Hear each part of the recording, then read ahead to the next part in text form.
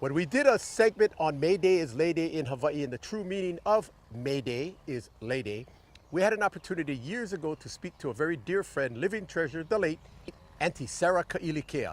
Let's look back at the Vala'au time capsule, and here's our very dear friend, then living treasure, Aunty Sarah Kailikea.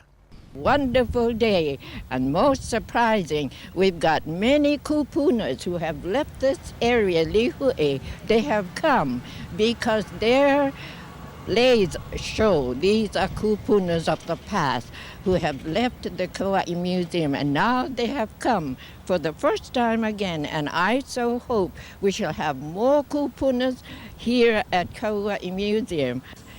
The making of these lays, the different styles of making, are very unique. They're detailed in the back. In the back, you can trace that back and use the back in the front. You use the front, but the back always counts a lot.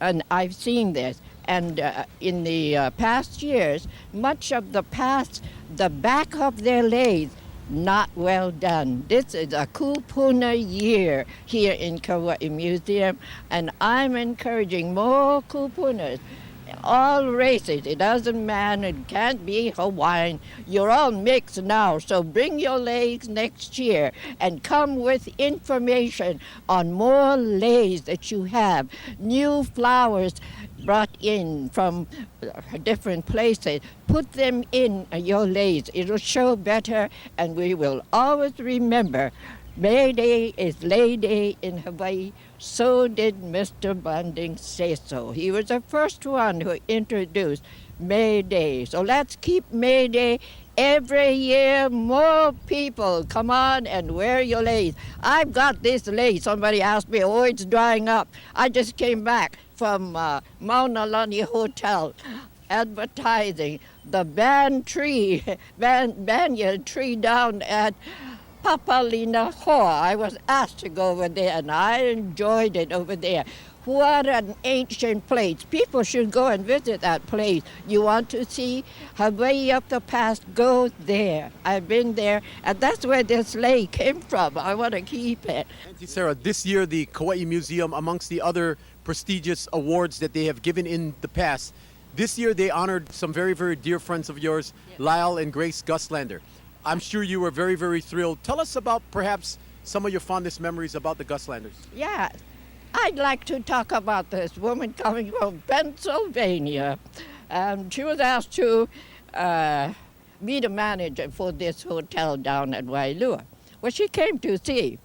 First, because it's sacred ground. Oh, that was a challenge.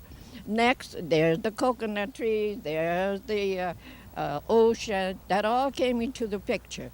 But what made or stole her heart away? In the back of cocoa palms, there's a grove of coconut trees. Those trees stole her heart. That's how she stayed. She named cocoa palms because of those trees there. I was told to go and see her when she was ready to open. And this I can say of her.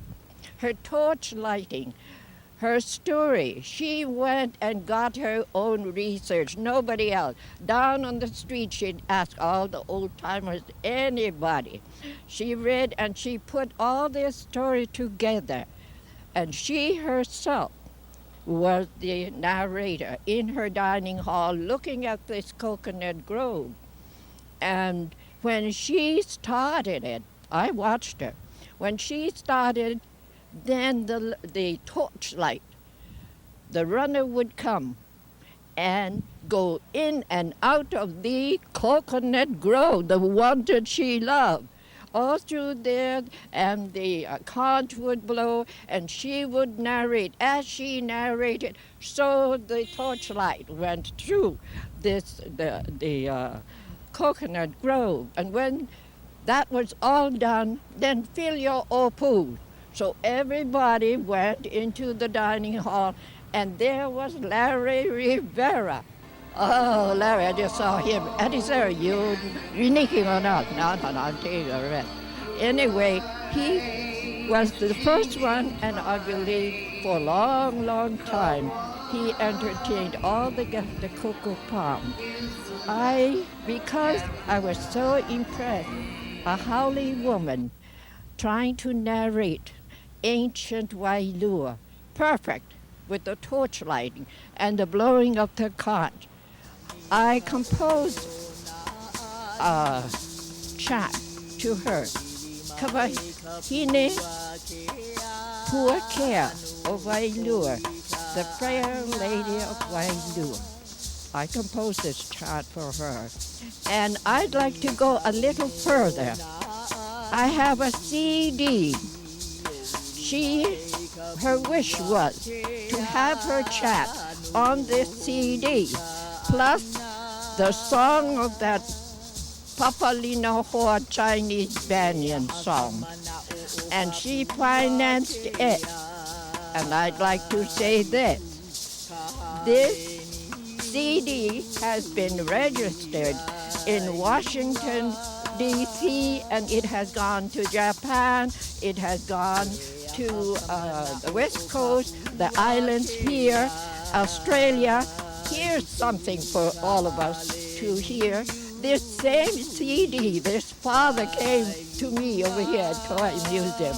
He had the CDs here. He says, I'm going to send this to my daughter. I said, where? She's a teacher at Canada. She's going to teach the school this song. That's as far as I know.